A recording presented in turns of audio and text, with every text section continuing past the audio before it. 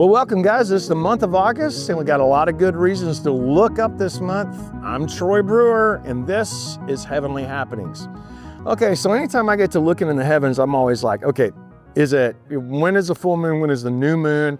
Is there a meteor shower? And what does the stars look like? And there's going to be a couple of really cool things that's going to happen this month that I would encourage you not to miss.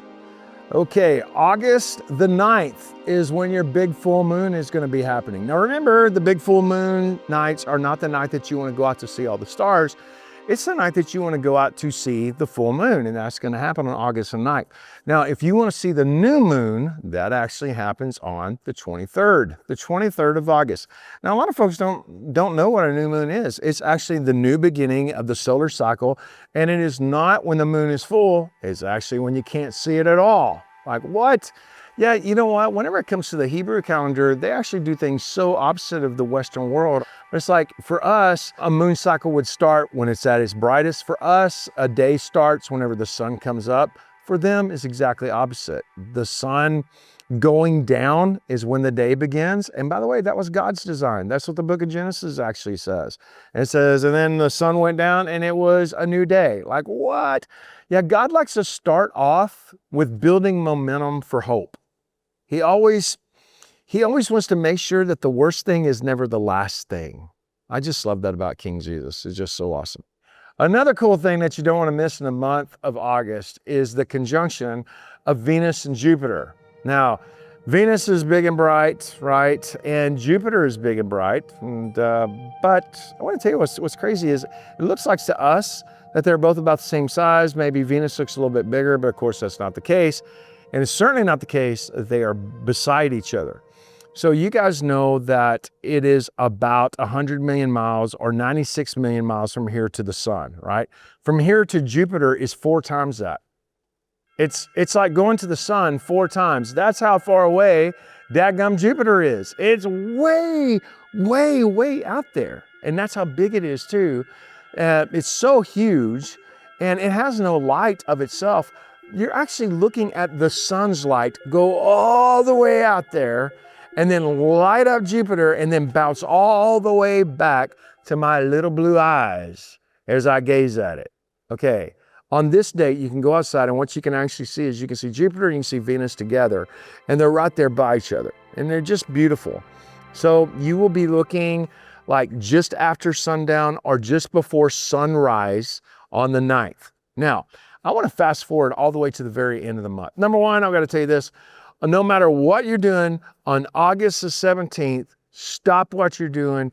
Give God Almighty glory and praise because that is Davy Crockett's birthday.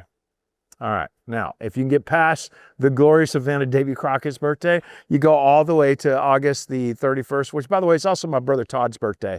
Hey, Todd, love you, man. Call you blessed. August 31st. Do you know what's going to happen?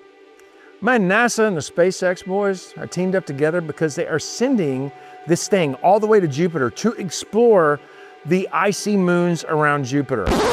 Stop. I was just corrected, actually. It's the European Space Agency, which I guarantee you is funded by America and has American parts.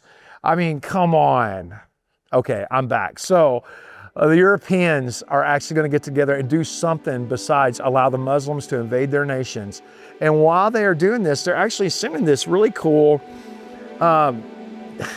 it's an explorer, and it's actually going to go hook up with the moons around Jupiter and explore their makeup. What are they like? Because they all have different atmospheres. They're made of different elements. It's crazy cool. And do you know how they're going to get it there? They're flying this thing, of course, from Earth. Again, funded by, I'm sure, the United States of America. And then it's going to go from here all the way to Venus, which is a whole lot closer to the sun. And then it's going to fly around and it's going to and it's going wow. And it's literally going to spin so that it can take off with more speed. They're going to use the gravitational force of Venus to not only take a couple of pictures, can't snap, but then it's going to take off and it's going to go all the way to Jupiter. Now, what's crazy is, again, the sun is one way, Jupiter is the other way, and we're talking about a long ways apart. How in the world could they be doing that? Because, yeah, it's a long ways, but it's actually not the other way if Jupiter is on the other side of the sun.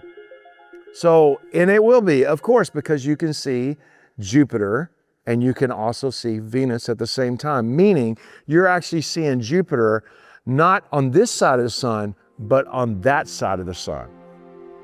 That'll bake your noodle if you think about it. I like that.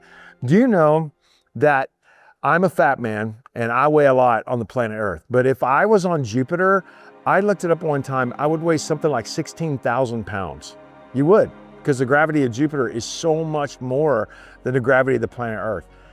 I would much rather be on Mars. I think on Mars, I weigh like 140 pounds or something like that. I'm digging those kinds of scales. Well, I hope that you enjoyed this. This is Heavenly Happenings, and I do this every single month. And if you would like to see more of this kind of content, just look us up on YouTube, or you can go to my channel, which is odx.tv. Don't forget, I have a book on the subject of how the heavens declare the glory of God. I've got videos, I've got workbooks, the whole 9 yards. Look for all of that at troybrewer.com.